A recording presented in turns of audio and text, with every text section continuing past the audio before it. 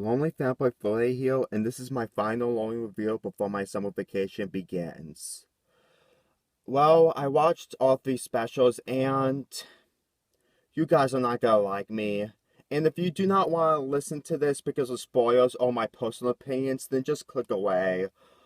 Or if you just want to get this over with, then go right ahead. Anyway, apparently there were specials released in different countries, but unfortunately there's no English dub. But there is some subtitles. So I managed to watch all three specials, and let's just get this over with. This is Magical Movie Night. Special 1, Dance Magic.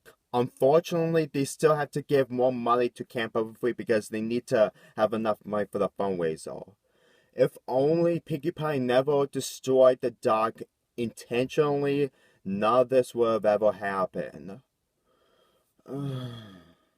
Anyway, Welly has the idea to make a music video, and then she come across the Crystal Prep students. I'll get to those later because in my Friendship Games review, I didn't talk about them. But anyway, let's continue with this. They tried to make the music video, but unfortunately, due to some mistakes and botches, they won't be able to make the music video because of Weldy's personality. Yes, I know, she's like Weldy from the TV show, but it doesn't make any difference whatsoever. I really did not like this plot whatsoever because of how predictable it is. And trust me, half of this episode is just the same as the first half. They get to Crystal Prep, and when they saw their enemies, they're stealing the Rainboom's ideals.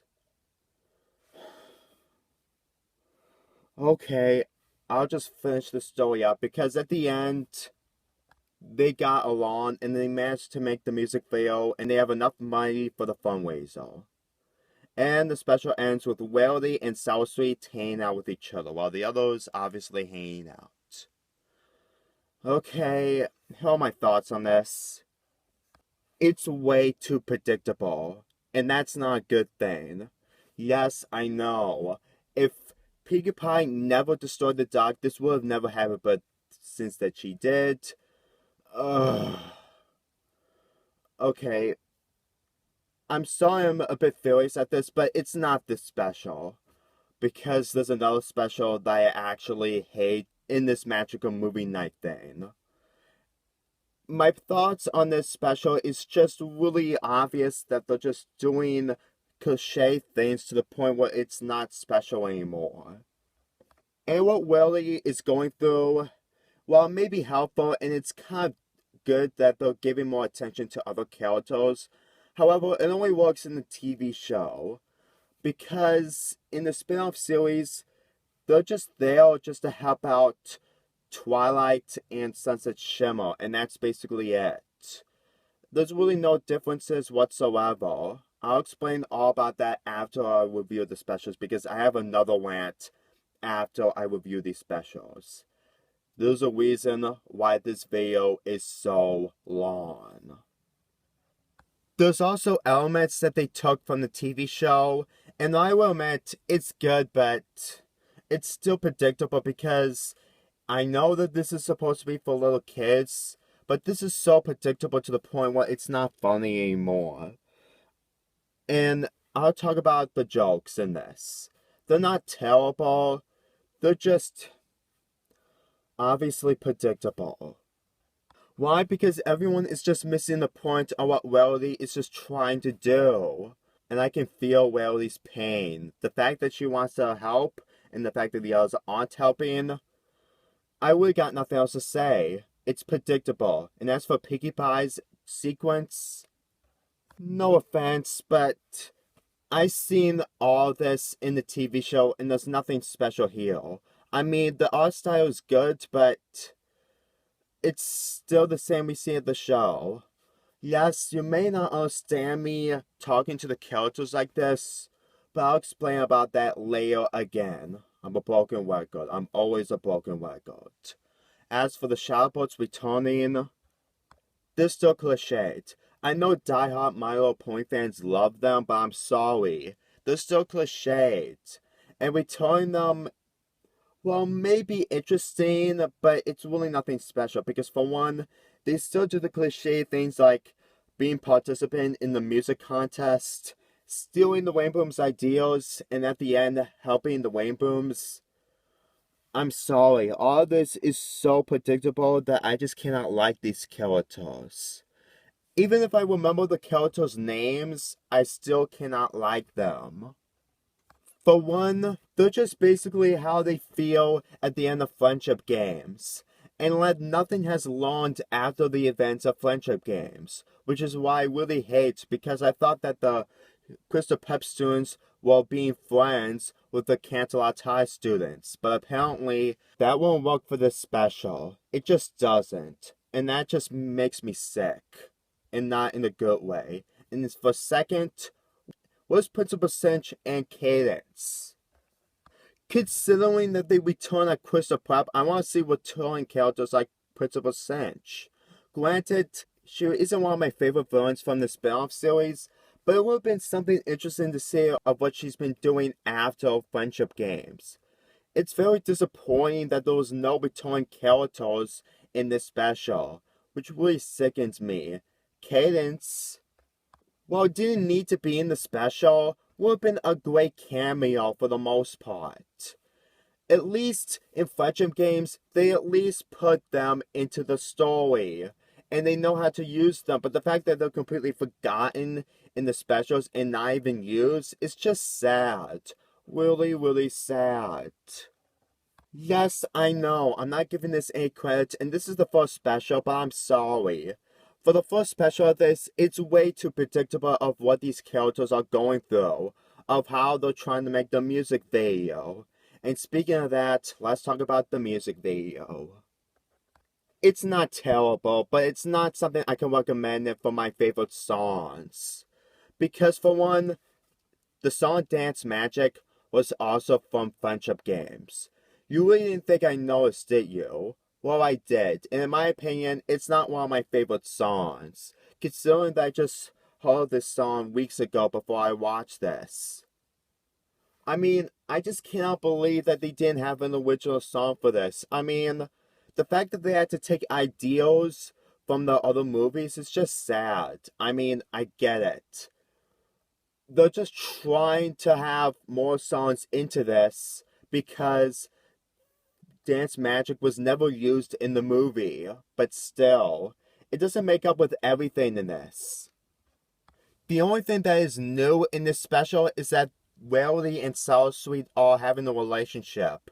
But unfortunately, I had to slide that because for one, how can the Crystal Prep students still be enemies with the Canterlot High students after friendship games? Yes, they're on separate schools, but considering how guilty they feel after the end of friendship games, it's just disappointing. And secondly, no offense, but the relationship between two schools is just too late. Way too late. They couldn't just have this in the friendship games, and it would have been a bit better there because of everything of what happened. Here, however, it's still more of cliches that I can't stand anymore.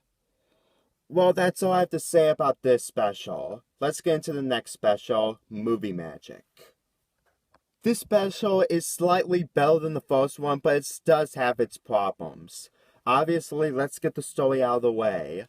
Since that they managed to give a lot of money to Camp Everly and they have leftover, they could go backstage of the making of the Daring Do movie. Yes, I did wrote a fanfic about this in my fanfic about Human Princess Twilight, but I'll explain all about that later after this. Anyway, of course, Rainbow Dash is a diehard Daring Do fan, and then she wants to see a lot of everything backstage because of the money they still have after the events of the first special, and then they meet a new character named Jimper Montage, who is also the son of the director who is making the Daring Do movie. And at first, she may be likable, but later on, even if this special is slightly better than the first special, it's still kind of predictable in my view. Yes, there's another new character, but apparently she's the person who is playing Derry Doo in the movie. And obviously she's grumpy and ticked off all the time. And cruel. I got nothing else to say. I just got nothing. Except that she has nothing to do in this episode except making the movie, and that's it. Just a look on Fluttershy and Wildy's face. Ugh. Obviously, I feel the pain, but I'm just speechless. I'm just very speechless about this.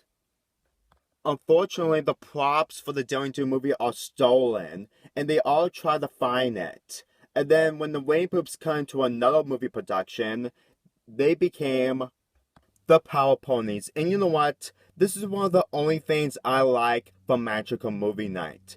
Since that this is the second time they show us to this, I think this is a very unique idea to do in these specials.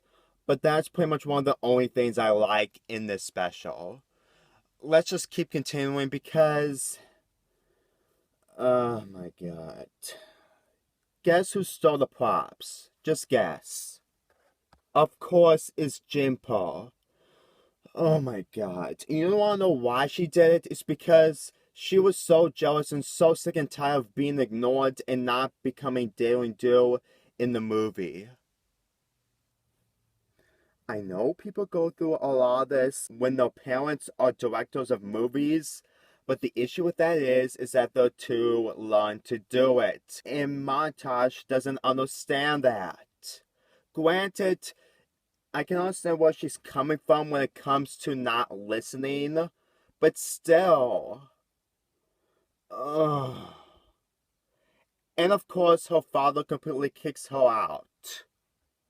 That look on her face just pretty much sums up what's gonna happen in the next special. And I am not ashamed of it whatsoever. And I'm not even surprised at it whatsoever. Anyway, since the Rainbooms completely saved the situation yet again, they managed to have minor wars in the Daring Do movie. And that's how the special ends. And I will admit, the joke that Rainbow Jess did at the end, it's really funny. I can really understand where she's coming from. What are my thoughts on this special? Well, for being cliched, it's pretty much the only special I can watch in this. Even if it has problems, which I'll get to later, there was some stuff that I do like. Yes, I didn't like the fact that Chestnut was playing Daring Do and she's cruel and selfish and all that.